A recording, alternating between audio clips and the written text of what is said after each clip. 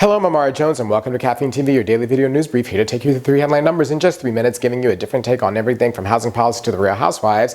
The first number up today is 1448, as in 14 minutes and 48 seconds. That's the length of an address that President Obama gave last night on immigration. Now, basically, there were no policy surprises in the speech. It's like we spoke about yesterday, and if you want more detail, then go to caffeinetv.tv and look at our immigration coverage. But I have to say that several times during the speech, I found myself rubbing my eyes and wondering where the Obama before me had been. I think the last time that I had seen him was back in 2008. I mean, there was no policy hair splitting and no talking about why he couldn't do something. There was only the moral clarity and certainty about why his immigration action was right for the nation. I mean, he quoted scripture, for heaven's sake. He said that we shouldn't dehumanize people who were here without documents because once upon a time, quote, we were strangers too, close quote. I guess that's somewhere in the Bible. He said that our deportation policy needs to focus on putting out criminals and not breaking up families, and he challenged the Republicans to pass their own law on immigration if they didn't like what he'd done, because then it would supersede his actions and would then be a better solution. Now,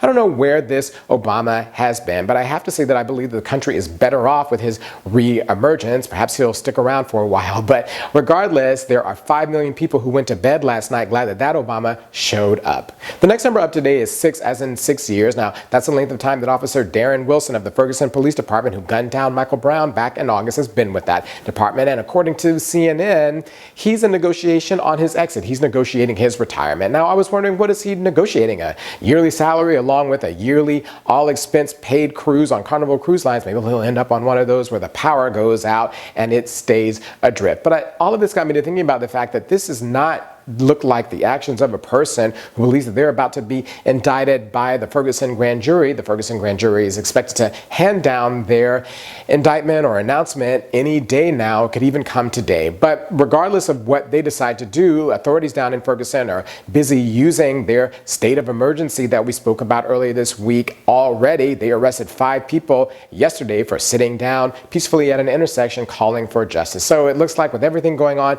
down in Ferguson, that Ferguson is going to be headlines during the holidays. The next number up today is 2, as in the number of country stars who came out yesterday within 24 hours. The first was Ty Herndon, followed by Billy Gilman. Now, I have to say I didn't know anything about country music, so I had to look both of them up. Now, Herndon is 52 years old, and he sold over 5 million albums, but his last hit was back in the 1990s, so he is a big star, but I guess he's like the Taylor Dane of country music. And Gilman is the exact opposite. He's at the beginning of his career, and he's only 26. Now, Herndon spilled all his tea in People and Entertainment Tonight, talking about his 2 sham marriages and how he used those to cover up being gay because he was afraid of being out in country music. But now he's out, and when Gilman heard that, he rushed to produce his own YouTube video that he posted yesterday saying that he's gay as well. Now, all of this is really good, I think. I mean, first it shows you that when you show courage, that it encourages other people to be courageous, which is a good thing. And I also was thinking about the fact, how many areas of American life are there left with people who